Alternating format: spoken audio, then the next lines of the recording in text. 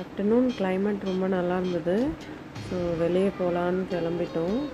So lunch வந்து வெளியே தான் சாப்பிட்டோம். பாப்பா வந்து அவளே நானே சாப்பிட்றேன்னு சொன்னான். அழகாக அவங்களே சாப்பிட்டாங்க.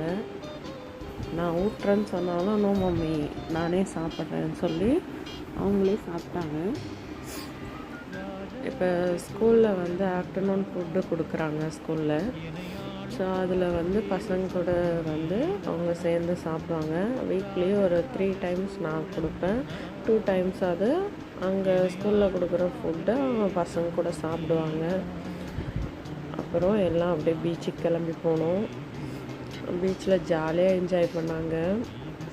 கிளைமேட் அவ்வளோ சூப்பராக இருந்துச்சு. ஏன்னா அன்றைக்கி வந்து மழை தூறல் இருந்துக்கிட்டே இருந்தது. ஆனால் ரொம்ப இவ்வளோ நாளாக நல்ல வெயில் இல்லை.